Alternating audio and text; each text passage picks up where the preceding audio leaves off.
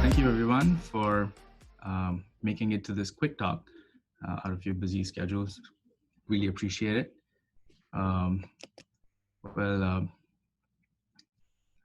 quickly want to start by thanking our sponsors, Wrangle for being our longstanding supporter and also offers space when in the non-pandemic days.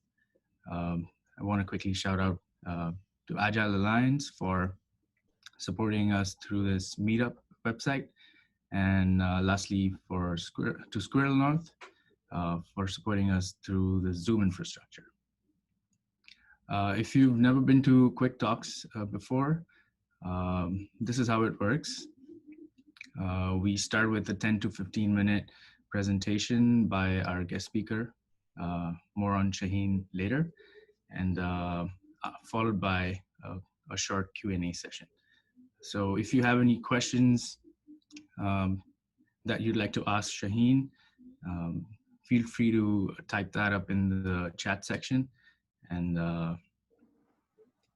we'll get to those after the talk.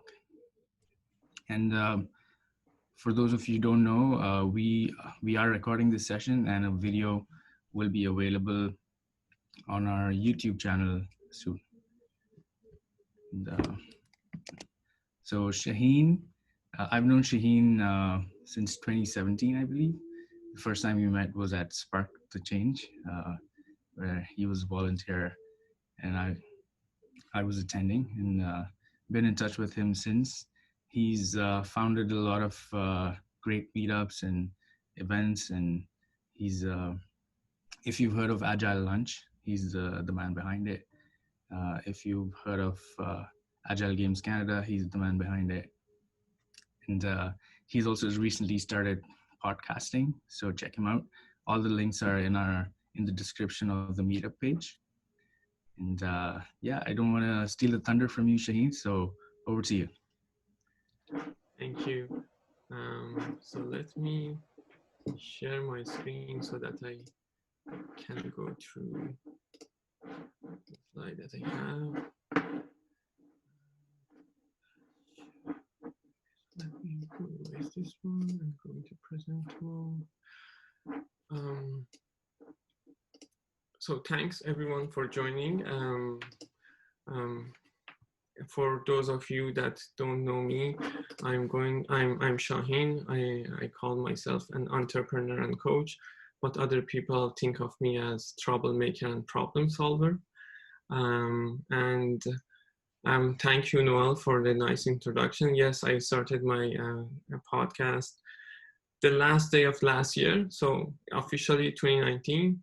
It's called Lean on Agile Podcast. If you don't know, if you haven't listened to that, please do, and let me know what you think.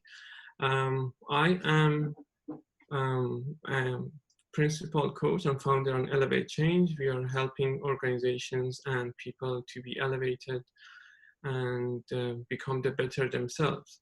Recently, we have launched an AgileTO Coach program, which if you want to learn more about it, contact me. But in a nutshell, it's about helping you to become the awesome Agile coach that you can be. Without any further ado, I'm going to start my talk, because as just now I figured out I have 5 minutes less based on what Noel said.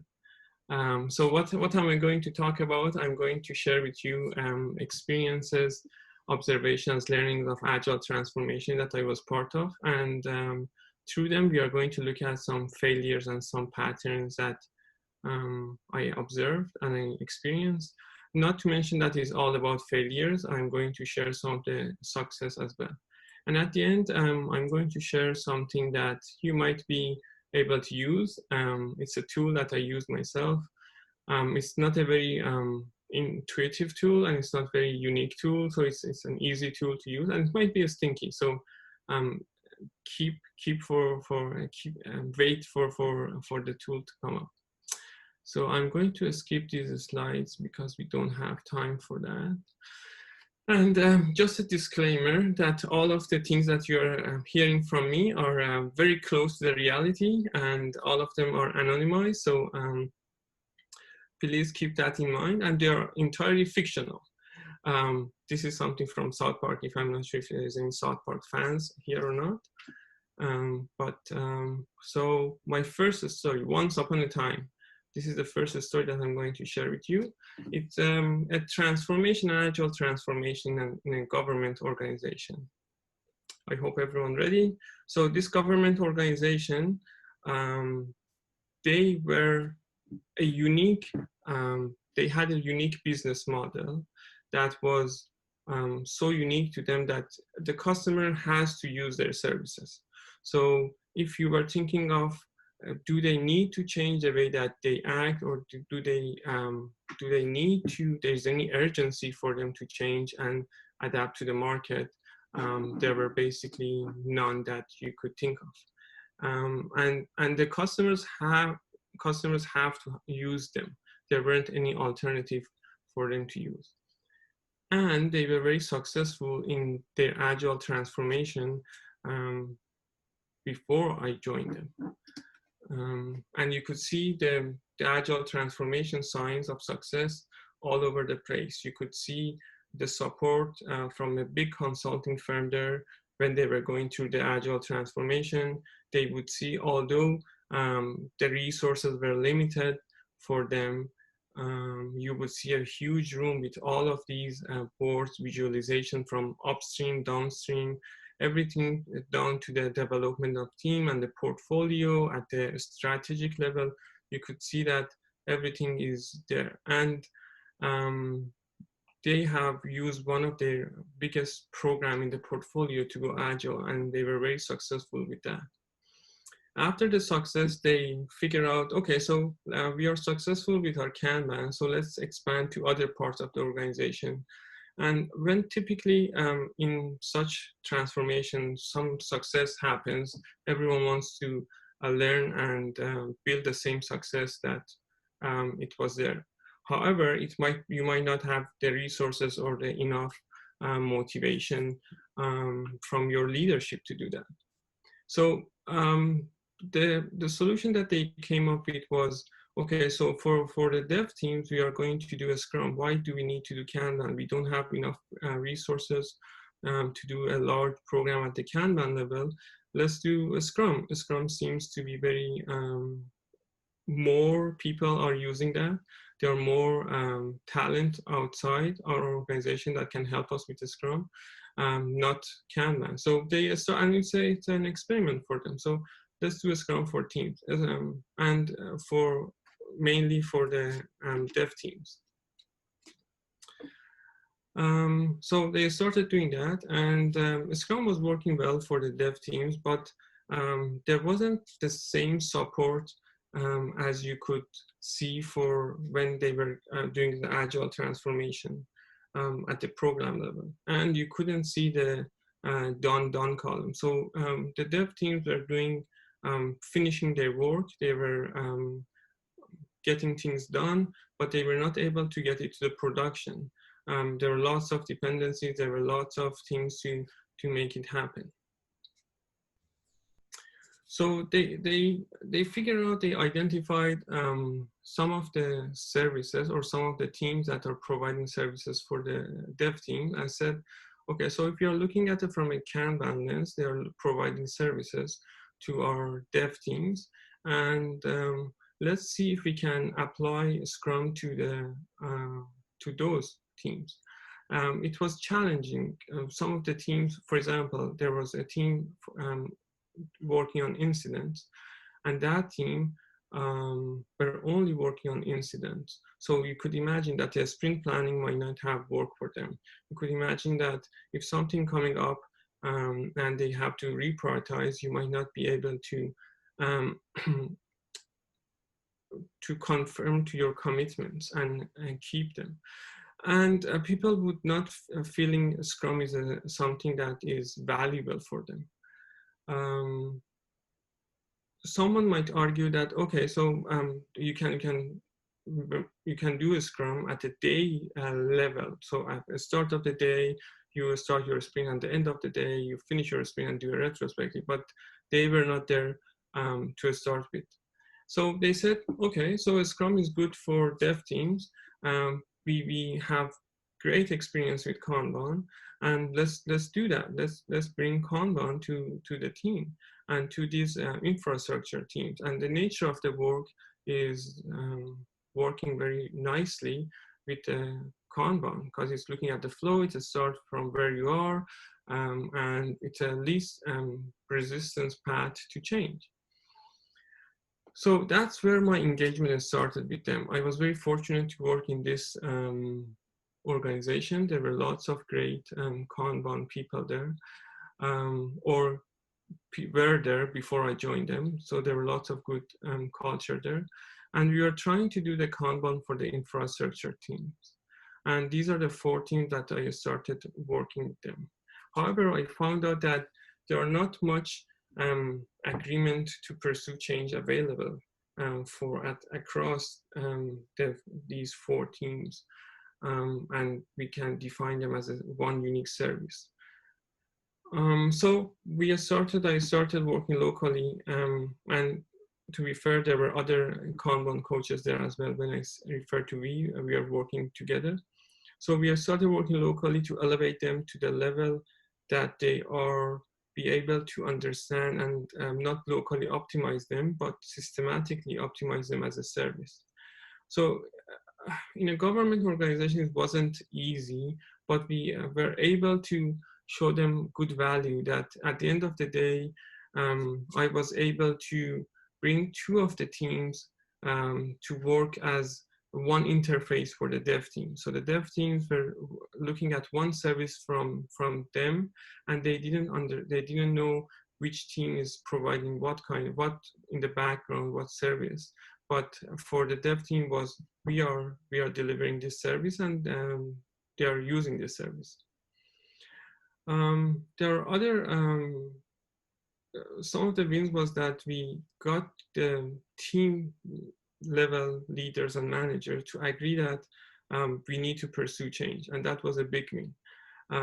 It was amazing to see that happen, and I was very happy to see that happening, and I was very fond of, oh, this is amazing, we are going to move forward, we are going to expand it to more than these 2 teams and become the whole service, and the dev team would be very happy to use those services. However, it didn't work that way. What happened at last was that there were no more transformation. All the organizational-wide transformation ceased. There were no more consultants.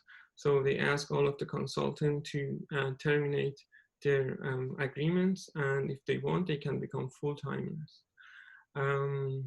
Was it because of the level of decision making? Was it because of the vision was not there? Was it because of the root culture that was not there, or the support that you would see from the CIO?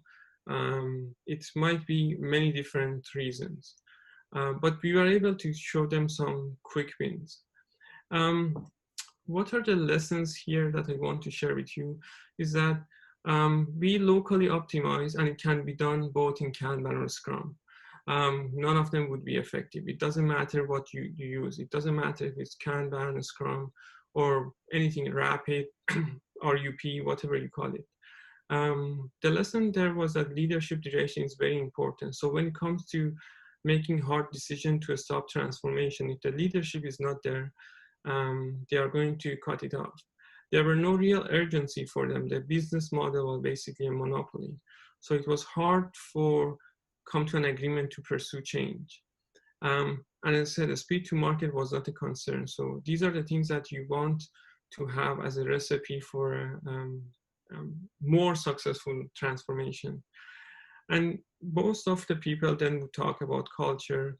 Would we talk about culture? Would we blame the culture and say this is what the organization is there, and this is how the thought leaders are raised, and we lost talent there? We don't know. I can't tell very in detail, but What I want to share with you that you guys can take away is something, a tool that I call it the change onion. The change onion, or the layers of change for the transformation for this organization, was like this. There were, and this is my handwriting, so you probably can't read that, which is okay. I'm going to read it for you. So it's leadership, urgency, speed to market, communication, talent, customer focus, and agreement on change. Sorry guys, let me see what happened. So these are the layers or the perspective of the change. When you're going there as a change agent, you are seeing those things. And the important thing would be asking yourself, how would you take a bite out of this? How much appetite do you have for taking a bite? How much risk are you willing to take? How much can you have at the same time? Is it you want to tackle all of it at the same time? Are you going, and how are you going to tackle it? Are you going to tackle this transformation layer by layer? Are you going to take a bite that might be talent and customer focus? Or are you going to smash the whole onion and become disruptive? Or are you going to peel it layer by layer? These are the things that you might, it might help you. And like an onion, it might be stinky, it might be sweet, it might be spicy. You might not like it, other people might not like it, but sometimes you need to have it in your food. And that's how you, and keep in mind that this was the perspective of me at the Change Onion for these organizations. Was it that all? No, it was more than that. Let me get in more details for you guys. Shahin? Yeah. Quickly wanted to remind everyone in attending that there is a link in the chat, which will take you to a feedback form. So before you leave for the day, please take a moment to share your feedback so that we can continuously improve. And if you have a question that has popped up in your head while Shahin was talking, please type in your question in the chat so that Jeff can curate those for you. Or if you'd like to ask the question yourself, just say you want to ask the question yourself, and then Jeff will call your name when it's time. Back to you, Shahin. Okay, thank you. So one other thing that I noticed in this organization was the speed of things. And let me tell you, and it might talk to my career history. So I started working as a startup, which was a fairly mature startup, but it was a startup culture. So the speed there was something like a rabbit. Then I moved to telecommunication. And for me, moving to telcos was like, oh my God, how slow they can move compared to startups. And after that, I started working with banks. And then I started working with government. So speed of things in, or speed of change, it's different in each organization. And I don't want to put all of the banks, for example, in same bucket, or all of the government, but this is something that you need to, as a change agent, you need to pay attention to.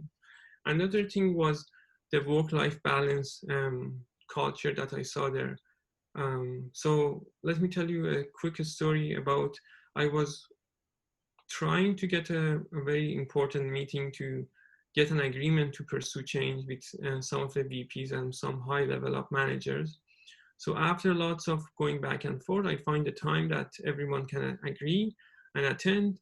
And I was so excited. On the day off, I was there, like preparing the room with the Sharpies. It was prior to the COVID, we could be in a physical room. I prepared a whiteboard, everything was there, and it was 9. I was hoping someone come early. No, it was 9:05. No one, 9:10, no one showed up. I was like, what's happening? No one send me a decline. No one send me a note that they cannot come. I check my calendar. Was it on a holiday? Maybe I come to the office with everyone on a holiday. No, and I was walking around the office and I figure out that the people that RSVP'd yes, they are at their offices and they are not coming to my meeting. And I'm like, talk to one of them that were closest. I had a closer relationship. I figured out that the highest or the most important person in that meeting, he called in sick, and the culture there, if you call in sick, you don't need to touch your device anymore. You are sick, you are going to stay at home, and you are going to be paying attention to yourself and your well-being, which if you are an employee there is amazing. But from my perspective, I didn't get any notification. So, and he said that, oh, he sent out a note to his colleague that he's sick and we didn't show up to the meeting because he was the most important person. So that's the culture that you were working with in that organization.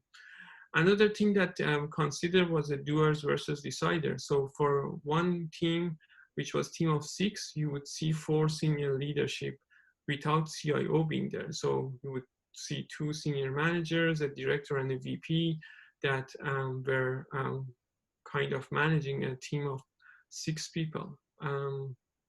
So if you put all these things, add these things to your change onion, after time, your change onion might grow. You have more layers to it. Again, the question would be, how much appetite do you have? Like, and what layer do you want to impact your change with? And how are you going to get to it? And how are you going to, how much are you going to have at it? So the real lesson here, Kanban, Scrum, or both, it doesn't matter what you pick. Even it doesn't matter if you are calling it waterfall or even XP or anything that you call it. It's all about the change onion and your appetite for it. I like onion, I call it the change onion, but it's basically layers of change. And how would you take a bite out of it? And keep in mind that the change onion at each time would reflect your perspective of the layers of change that needed. Your change onion, the way that you look at it might be different from someone else's, and someone's higher or someone lower in the hierarchy. And that's what you need to pay attention to have a successful transformation. Noel, I can stop here or I can continue for one other. How much time do I don't have timer with me right now. That's okay. Yes. It's Jeff actually. I've been tracking time, and probably is now a good time. A few people have sent me questions privately in the chat. So thank you to everyone who has, and feel free for anyone else. I'm going to just go through a couple of them really quickly because this is a great story and a great experience that you've had, Shahin. I guess the first and most important question is, why did you choose an onion and not a parfait? Parfaits have layers and aren't stinky. No, I'm kidding. That's not the real first question. That's the Jeff for you guys. A couple of people have asked about the differences that you experienced between government and private sector. Wondering if you could maybe tell us a little bit about some of the really big things that you noticed there. So one thing that really was a highlight for me and was an aha moment for me was through that story that I told you guys about how I end up going there on a Monday morning at 9 and no one was there. And they truly, it's not about not being respectful for you, it's being truly caring about their employees. So when someone is sick, the only thing that they need to do is just let someone else's know and they're off the grid for that day. However, in the private sector that I work, even if you are sick, if you're not on a stretcher, you're supposed to be responding to emails. You're supposed to, if you can't hold your laptop, you're supposed to edit documents, which are two different worlds. I'm not saying which one is better than the other. Each is fit for different purpose. Cool. There are 3 or 4 questions here that I'm going to try to kind of combine into one. So thank you to those of you that sent those. And I'm just wondering, maybe Shane, if you can talk a little bit about when you talked about the local versus system optimization of the 4 teams, how did that relate to the management structure within the government? Yeah, so each of these columns that you would see were reflective of one director there. So it was basically the hierarchy that you would see in at the management level would easily be reflected on the teams. So the silo that you would see is a reflection of the hierarchy that they have. Eventually, you want to be that impactful to change that hierarchy up there, but you need to start working from the team and showing some value, and then bringing them closer. I have seen it happen in private sector rather than government. It takes more time in government, I say. There's been a theme of from a couple of questions as well around your talk about it doesn't matter whether you're Scrum or you're Kanban. A lot of people that we talk to seem to anchor in, I have to pick a framework or a methodology or something. Can you maybe talk a little bit more about how that or your experience in choosing between Scrum or Kanban, or why that's a false choice in the first place? So what I really like about, or what I really enjoy about, would be think about agile transformation as being flexible as much as possible. So if you ask consultant, they would tell you it depends on your situation. But I say the gentler approach to change, it might be the best way to go about it. And it's one of the things that I learned from Kanban, but you can apply it to any methodology. So if you want to have Scrum, for example, you don't need to go and have all of the events at once if that's you feel resistance for it, right? So you might customize it and one by one introduce them, right? And you need to be, if it was easy, if everyone could pick a framework and do it, right? We are the intellectuals that needs to go there, figure out what's the best ROI for them, and what tool and what part of methodology or what part of each of these to use. And maybe there's nothing out there that you can use. Some of these things are even for the longest time there, some of them are just rebranded and rename something and we are using them. So just pick what's best for you, but you need to have a vision for it, just not at a very short time to say like for 2 weeks I want to get to something. You need to have a vision for yourself that for getting there, these are the steps that I'm going to do in the transformation, or I'm going to help people. Yes, it might be changes alongside the way, but start small, show value, and when you show value, people will come. Great answers. Listen, there's one last question that I really want to get to, but I understand we are at time. So if anyone does need to drop off, please take a moment to fill out the feedback survey when you leave. John has posted it in the chat window, and it's great for the AgileTO organizers, of which I'm not one in spite of the background and what it might look like, but it's great for them to hear your feedback, as well as to potentially propose some other topics that you're interested in hearing about. Shahin, the last question that I really want to get to, and you kind of touched on it a little bit, but I want to go a little bit more, is that sometimes, you know, people will throw out the bath in the bathwater, you know, the idea of, you know, we're throwing out Scrum and we're going to Kanban. And a lot of times people do that because they're worried or they're stressed out about the structure that Scrum imposes on them. And so they go to Kanban because it doesn't have any, there's no sprint review at the end of 2 weeks where you have to show working software. At least that's what a lot of people think. Right. I'm wondering what your thoughts are on the impression of why people choose Scrum over Kanban, or why people even have that discussion at all. And I know we've kind of touched on it. I'd like to just go a little bit deeper because there's a couple of questions that are poking a little bit deeper, if you could. So what I think, and that's my understanding and my thought process about Scrum versus Kanban, is that Scrum got a foothold sooner and way earlier than Kanban in the software world. That might talk to the level of people that are familiar with it. And if you are more people are familiar with it, it's easier and more comfortable for them to pick and choose that one. And Scrum is typically come with a more framework, if you may say, than Kanban. So in Kanban, you need to think more on how to solutionize and how to make improvements happen. In Scrum, it comes with a kind of a recipe at the start, and it gives you something to work on. And I don't say which one is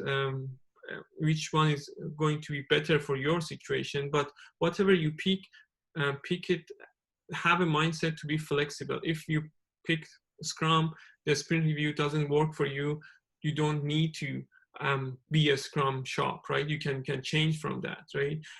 If you find Kanban, and if you find, I see many teams that they say, okay, so we are in a flow base, we have tickets coming in very fast, and we can't commit to anything. I'm like, if you can't commit to anything at a short period of time, maybe that's the root cause, right? Maybe that's something that even if you go Kanban, the problem is going to be there. The problem is not that we can't have a sprint review and show something. The problem is that we are, as a team, we don't know how to find out what our commitments are.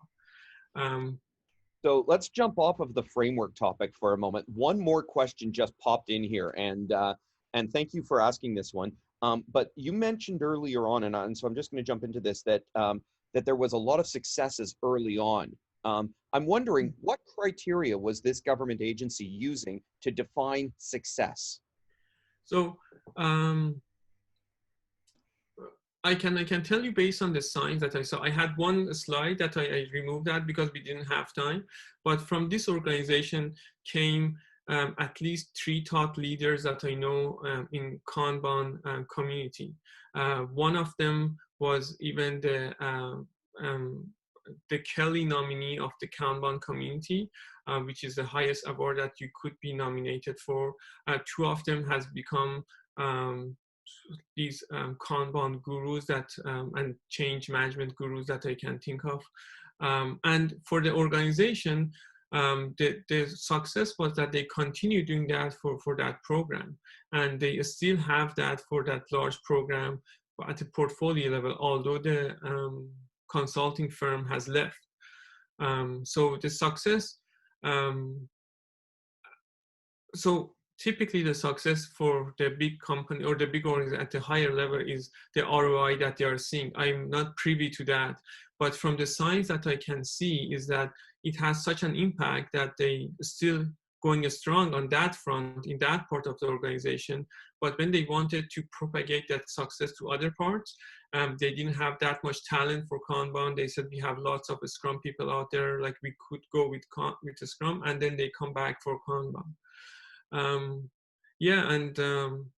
even the story of somehow the story of this organization has become the topic of one of the Kanban books as well. So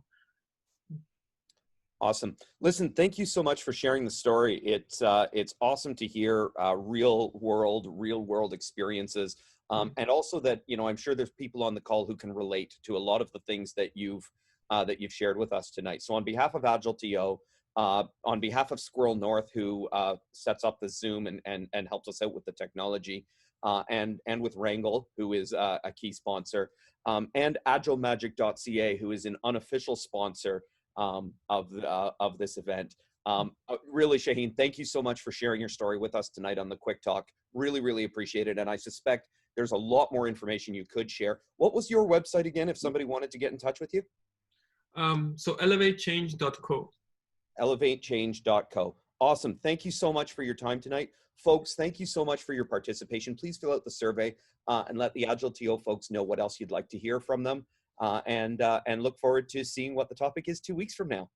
Have a wonderful night, everyone. Thanks, Jeff. Really appreciate it. Thanks, Jeff. I had to thank AgileTO. AgileTO, thank you for having me, and thank you guys for participating and listening to me. Thank you.